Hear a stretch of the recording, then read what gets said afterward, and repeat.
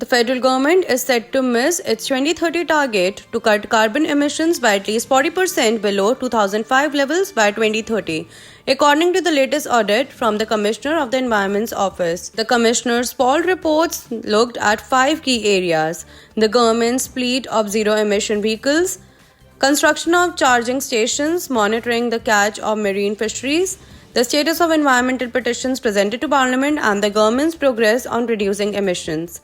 The report painted a grim picture of emissions reductions in Canada over the past 20 years, saying that the only significant drops in emissions came during the 2008 financial crisis and the COVID-19 pandemic, which had little to do with emissions reduction policy. Let's listen to what Jerry DeMarco, Commissioner of the Environment and Sustainable Development, said on Tuesday.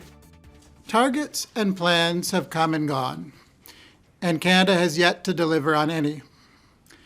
Meanwhile, the need to reverse the trend on Canada's greenhouse gas emissions has grown only more pressing. This is not my first time sounding the alarm, and I will continue to do so until Canada turns the tide. Our first audit focuses on the 2030 emissions reduction plan developed by Environment and Climate Change Canada under the new Canadian Net Zero Emissions Accountability Act. While we were not required to begin reporting on the implementation of this plan until the end of 2024, given the urgent need for Canada to up its game in the fight against climate change, we decided to move more quickly. We found that the plan was insufficient to meet Canada's target to reduce emissions by 40 to 45% below the 2005 level by 2030. He also told reporters that Canada is the only G7 country that has not achieved any emission reduction since 1990. Under the terms of the Kyoto Protocol, which the House of Commons ratified in 2002, Canada committed to cutting total emissions to 5% below 1990 levels. Shortly after coming into office in 2015, the Liberals agreed to adopt the Paris Accord targets. The audit examined the government's 2030 emissions reduction plan published in March 2022. That plan details measures being taken to meet the Paris Accord commitment of cutting emissions 40 to 45% below 2005 levels by 2030 to determine whether Canada will meet the target. The audit said, while the 2030 emissions reduction plan including important mitigation measures to reduce emissions, some of these measures such as the oil and gas emissions cap and the clean fuel regulations have been delayed. We found that the measures most critical for reducing emissions have not been identified or prioritized.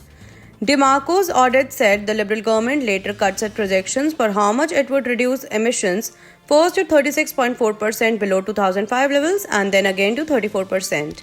The audit has also criticized the modeling used to predict emissions in the plan, saying they were based on overly optimistic assumptions, limited analysis of uncertainties, and lack of peer review.